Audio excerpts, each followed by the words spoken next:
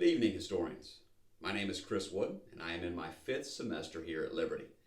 For the first video discussion, I would like to discuss an entrepreneur who just so happens to be from my home state of Georgia.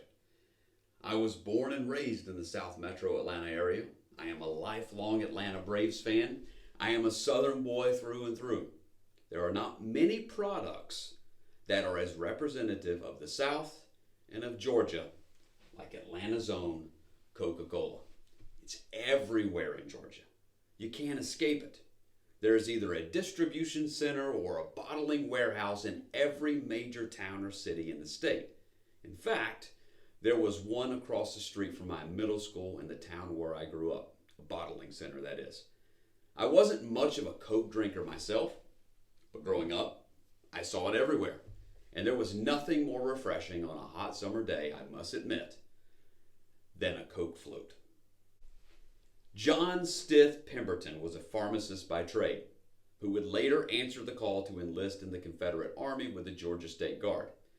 During the war, at the Battle of Columbus, that's Columbus, Georgia, not Columbus, Ohio, or any other Columbus, he was stabbed in the chest with a saber.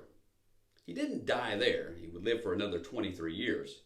But as a result of his wound and the recovery that followed, he became addicted to morphine, which was a fairly common occurrence in those days. Being a pharmacist, he recognized his addiction and made an attempt to cure himself. Wean himself off of the morphine by using a less addictive substance for the pain. His experiments led to a non-alcoholic form of cocoa wine, which when infused with carbonation would create that sweet brown liquid responsible for the most valuable beverage company in the world. But Pemberton is not the entrepreneur who made Coca-Cola what it is today. Sure, he invented it, but it took a true entrepreneur to market it to its fullest potential, and sadly, Pemberton could not shake the hold morphine had over him. In steps Asa Griggs Candler, another Georgia native. Candler, like Pemberton, was a pharmacist by trade.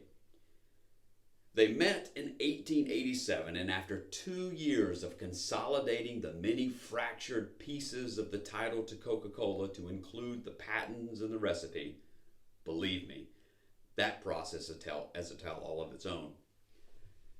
Candler spent $2,300 to do so and became the sole proprietor of Pemberton's beverage. In 1889, Asa Candler began marketing the drink as a medicine and a nerve tonic. Sales boomed as consumers found they not only enjoyed the taste, but also the relaxing properties of Coca-Cola. Coincidentally, cocaine, as derived from the boiled leaves of the coca plant, was a key ingredient in the earliest iterations of the concoction. Total sales in Candler's first year amounted to 2,171 gallons of syrup, or approximately 61,000 drinks. In 1890, Coca-Cola began selling in multiple states in the Southeast.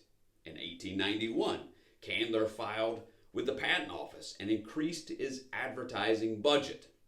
In 1892, 3 years after he purchased Coca-Cola, the company was incorporated as the Coca-Cola Company, dividing the capitalization of $100,000 to be divided into 1,000 shares of $100 each.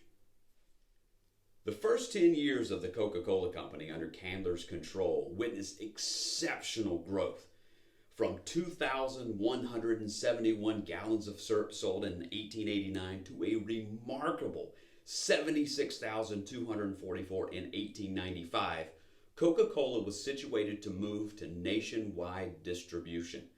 By the end of that year, Candler's drink was sold in every state and territory in the United States. In 1899, the final year of the 20th century, the Coca-Cola Company sold over 280,000 gallons of syrup, accounting for approximately 36 million drinks nationwide. Until this point, Coke was exclusively sold as a fountain drink.